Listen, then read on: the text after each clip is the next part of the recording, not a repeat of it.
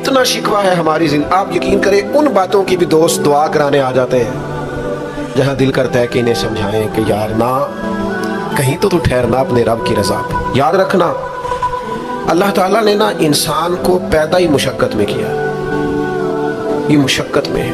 रब फरमाते हैं मैंने इसकी पैदाइश, इसका खमीर ही मुशक्कत वाला बनाया। अल्लाह करीम ने कुरान मजीद में फरमाया लक़द खलक़नल इंसान फी कबद, फरमाया बेशक हमने आदमी को मुशक्कत में रहता हुआ पैदा किया। पैदा ही इसको कबद किया है, मुशक्कत में रहता हूं। इसने मुशक्कत कर दी, बचपन में भी मुशक्कत। चले कुछ थोड़ा सा आपको समझाने के लिए बात कर लेते हैं। प्राइमरी स्कूल में जाना कितना मुशक्कत का काम था। सारी रात लोग मंसूबा नहीं बनाते थे सवेरे छुट्टी करने का, वो कितनी बड़ी मुशक्कत का काम था। जब 3 महीने की छुट्टियां होती थी तो वो, अल्लाह करे कोई मैं ऐसा जुमला ना बोलूं, असातिज़ा बड़े काबिल एहतराम होते हैं, लेकिन हमारे जो उस्ताद साहब थे ना वो तो सिर्फ एक आध चैप्टर छोड़ते थे, बाकी कहते सारी किताबें लिख के ले आना। तो वो जब वो सबक दे रहे होते थे मुशक्कत का, तो बंदा सोचता था कि छुट्टियां आराम करने मिली हैं, सानिया ये वाली मुसीबत करने को मिली थी। जहाँ छुट्टियों पे रहे होते थे मुशक्कत बढ़ जाती थी। आज तो उन चीज़ों पर हंसी आती है। मुशक्कत, जद्दोजहद, हर लम्हे जद्दोजहद, और हर मुशक्कत अपने टाइम पर मुशक्कत होती। आज आपसे कहा जाए बहुत सारे लोगों से प्राइमरी का इम्तिहान देना है तो आप कहेंगे बाएं हाथ का खेल है। भाई आप बाएं हाथ का खेल है, तब नहीं था। और जो आज प्राइमरी कर रहे हैं उनके लिए भी आज बाएं हाथ का खेल नहीं। हर मुशक्कत अपने वक्त पर मुशक्कत रहती है। किसी वक्त किसी चीज का इंतजाम करना आपके लिए बड़ा काबिल तकलीफ होता है, आजमाइश वाला होता है। बाद में आप समझते हैं कि ये तो कोई मसला ही नहीं था। अल्लाह ने इंसान को मुशक्कत, हम ना सुकून ढूंढते हैं, बस ठीक है घर बन गया, बस ठीक है अब मैंने बच्चे पाल लिए, बस ठीक है। ओ भाई तूने आगे बढ़ना है, तूने मुशक्कत करनी है, जद्दोजहद में रहना है।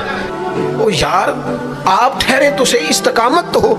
जरा जरा सी बात पे बिलबिला उठना, तड़प जाना, हर चीज से उलझ जाना, ये बंदा मोमिन की शान नहीं। ताकतवर जिंदगी गुजारो, ताकतवर।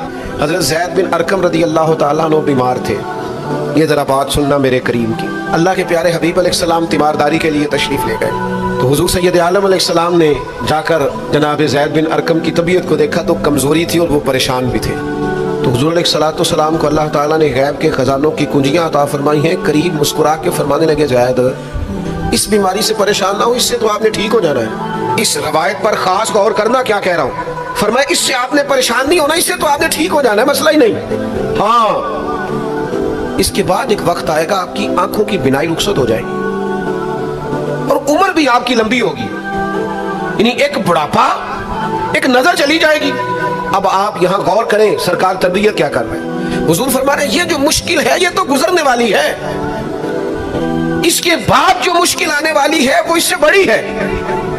फरमाया ज़ैद इसके बाद आपकी बिनाई चली जाएगी और उम्र भी लंबी होगी, तो बताइए उस वक्त क्या करेंगे। हज़रत ज़ैद बिन अरकम रज़ी अल्लाह ताला अन्हु अर्ज़ करने लगे या रसूल अल्लाह मैं अल्लाह की रिज़ा पर सवाब की नीयत से सब्र करूँगा। माना क्या है, दुख कबूल मोहम्मद बख्शा राजी रहन प्यारे। ठीक है अगर बिनाई जाएगी और बुढ़ापा आएगा तो कबूल करेंगे, रब की रिज़ा के लिए सवाब की नीयत से सब्र करेंगे। ऐसे भी कभी दुनिया में मैदान लगते होंगे कि बीमारी आएगी, बताया जा रहा है और पूछा जा रहा है कि तू क्या करेगा, तो बता रहे या रसूल अल्लाह सब्र करूंगा, तो नतीजा भी वही बयान हो रहा है, यानी सारा सौदा नगदो नगद। उसी वक्त हथेली पे सरसों जम रही है। हुजूर ने फरमाया क्या करोगे, या रसूल अल्लाह सब्र करूंगा अल्लाह की रिज़ा के लिए सवाब की नीयत से। तो हुजूर फरमाने लगे अगर तू सब्र करेगा तो फिर नतीजा सुन, अल्लाह तुझे हिसाब नहीं लेगा, बगैर हिसाब ही जन्नत अता कर देगा। ओ मेरे भाई एक मुश्किल से आप गुजर गए, अब आपको अगली मुश्किल के लिए तैयार रहना है। थोड़े दिन अगर सुख से जीना चाहते हो तो एक ही इलाज है, एक मालिक की रजा में राजी रहो। ना समझ आए तो फिर करबला वाले इमाम हुसैन की तरफ देखना, वो नाना के कंधों पे थे फिर भी बड़े खुश थे, वो माँ की गोद में थे फिर भी बड़े खुश थे, शेर खुदा की बाहों में थे फिर भी बड़े खुश थे, हसन के साथ सफरे हज पे तो भी बड़े राजी थे।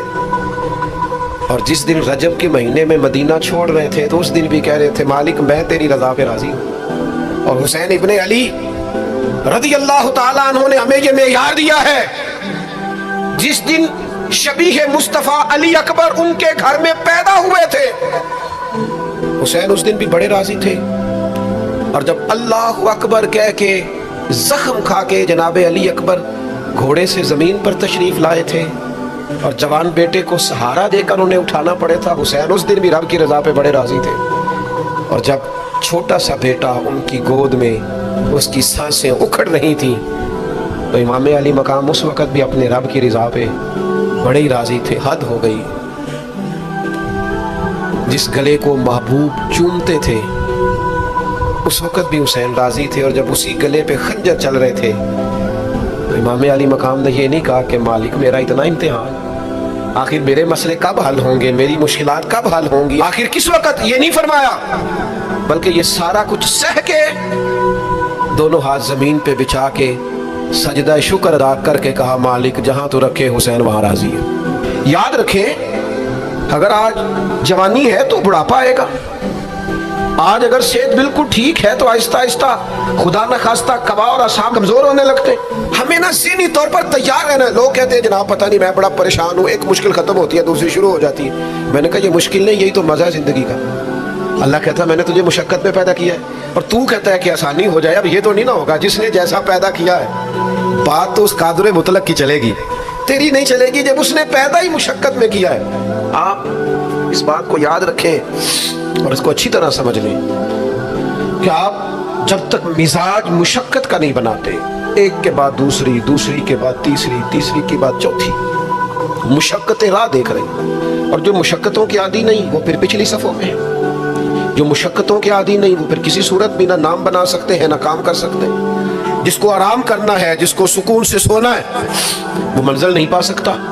آپ کو آگے بڑھنا ہے، آپ کو جدوجہد کرنی ہے، آپ کو کوشش کرنی ہے، آپ کو باہمت رہنا ہے۔ حضرت عمر سے کسی نے کہا تھا کہ میں آپ سے ملنا تو چاہتا تھا پر دوپہر کا ٹائم تھا، میں آیا نہیں، کہیں آپ سو نہ رہے ہو۔ تو جناب عمر رو پڑے، فرمانے لگے سویا کرتا تھا کبھی، جب سے ابو بکر یہ چابیاں میرے ہاتھ میں دے گئے نا تو دن کی بات کرتا ہے، میں رات کو نہیں سو پاتا، اٹھ اٹھ کے حضور کی امت کی خبرگیری کرتا ہوں۔ رات جگہ میرا نصیب بن گئے ہیں، آنکھوں کی نیند رخصت ہو گئی ہے، لہجوں میں آرام نکل گیا ہے۔ اور بھائی جب آپ کو جدوجہد کرنی ہے، جب آپ کو آگے بڑھنا ہے، ذہن بناؤ یار، طبیعت بناؤ، آگے بڑھنا ہے، مشقت کرنی ہے، نیند تھوڑی کم لینی ہے، زبان کے ذائقے مزے کے کھانے تھوڑے کم کرنے۔ ہم نے اپنی مرضی سے وہ لیٹے ہیں، وہ آرام کر رہے ہیں، اسے تھوڑا اٹھ کر سوچنا۔ امام علی مقام کا پیغام یہ ہے کہ تو بڑا تب بنے گا جب تیری زندگی محنت والی، کوشش والی، جدوجہد والی ہوگی۔ اور پھر اس کے بعد کیا کرنا ہے؟ ایک کوشش کرنی ہے، اس کے بعد اگلا کام یہ ہے کہ جہاں رب رکھے نا وہاں رہنا بھی ہے، اس کی رضا پہ۔ جب آپ مسلمان ہوتے ہیں نا، کلمہ پڑھتے ہیں تو ہم اعلان کرتے ہیں آج کے بعد فیصلے میرے نہیں چلیں گے، فیصلے اللہ کے چلیں گے۔ لیکن پریشانی پتہ کب ہوتی ہے؟ جب ہم فیصلہ اپنی مرضی کا مانگتے ہیں۔ او بھائی جب تو مالک کا غلام ہے، بندہ ہے، تو پھر دکھ کس چیز کا نام ہے؟ کسی درویش نے کہا تھا دکھ کس چیز کا نام ہے کہ اللہ کی مرضی اور ہے اور تیرا ارادہ اور ہے۔ تو کہتا ہے بات اس طرح بنے جس طرح میں چاہتا ہوں، رب کہتا ہے نہیں میں نے فیصلہ کر لیا ہے، پھر تو دکھی ہوتا ہے۔ سکھی والا کون ہوتا ہے؟ جو رب کر دے وہ کہے بالکل ٹھیک ہے، وہ کہے بالکل۔ اور قرآن مجید نے اسے بیان کیا، رضی اللہ عنہم ورضوا عنہ۔ یہ کربلا کا دوسرا پہلو، ایک پہلو مشقت جدوجہد، ایک پہلو یہ کہ رضی اللہ عنہم ورضوا عنہ۔ اللہ کہتا ہے میرے بندوں کی شان یہ ہے کہ اللہ ان سے راضی ہے اور وہ اللہ سے راضی ہے۔ اللہ ان سے راضی ہے اور وہ بھی راضی ہے اللہ سے۔ اللہ نے جہاں رکھا ہے وہ اللہ سے، ایک پہلو یہ ہے کہ اللہ راضی ہو جائے، ایک پہلو یہ ہے کہ بندہ راضی ہو جائے۔ رب فرماتا ہے ذالک الفوز العظیم، وہ اللہ سے راضی، اللہ ان سے راضی، یہ بہت بڑی کامیابی ہے۔ امام محمد غزالی رحمۃ اللہ علیہ سے کسی نے کہا تھا زیادہ مشکل کیا ہے، اللہ کا راضی ہونا کہ بندے کا؟ تو امام صاحب فرمانے لگے رب تو مہربان ہی بڑا ہے، بڑی جلدی راضی ہو جاتا ہے۔ دو صرف آنسو بہائے سچی توبہ کے مالک راضی ہے، کسی غریب کی مدد کر دے اخلاص سے اللہ راضی ہے، اللہ تو جلدی راضی ہو جاتا ہے۔ مشکل یہ ہے کہ بندہ نہیں راضی ہوتا۔ یہ اس نے ہر روز ایک نئی امید لگائی ہوئی ہے، ہر روز اس کا نیا رنگ ہے، یہ راضی نہیں ہوتا۔ حضرت موسیٰ علیہ السلام نے اللہ کی بارگاہ میں عرض کی مالک میری قوم یہ عرض کرتی ہے کہ تو بتا تو ہم سے کیسے راضی ہوگا؟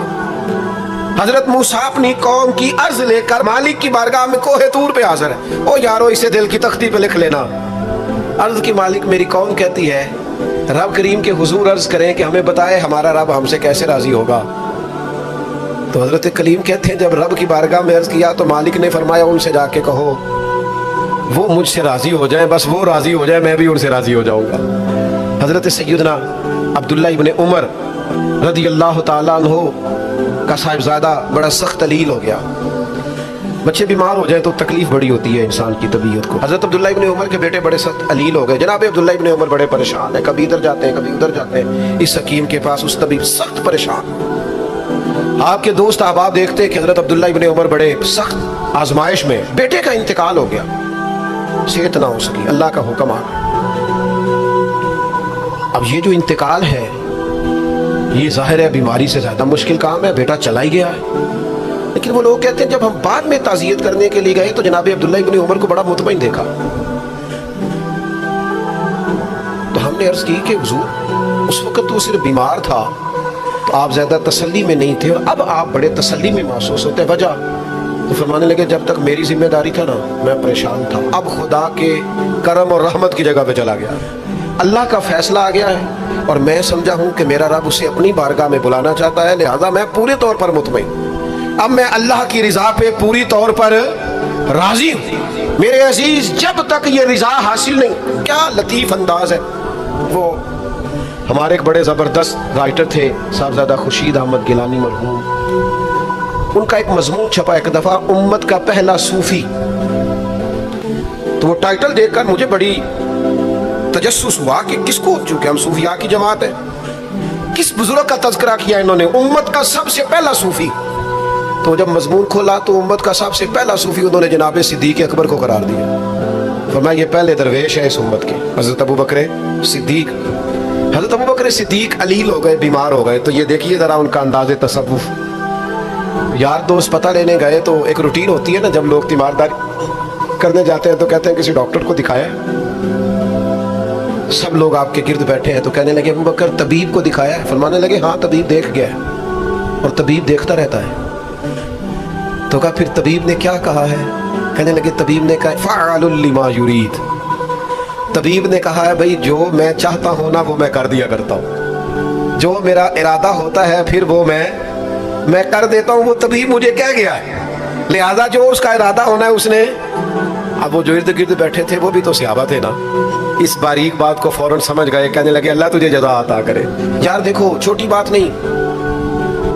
حضرت انس بن مالک کہتے ہیں 10 سال میں نے نبی پاک کے گھر میں نوکری کی ہے, 10 سال. 1 سال کے بعد لوگ اکتا جاتے ہیں, سارا پتہ چل جاتا ہے, اس کے بعد وہ چاہتے نہیں رہتی, بندہ پرانا ہو جاتا ہے, اکرام احترام اللہ ماشاءاللہ وہ نہیں رہتا. فرماتے ہیں 10 سال حضور کے گھر میں نوکری کی, پورے 10 سال ایک دفعہ بھی رسول پاک نے اوف نہیں کہا.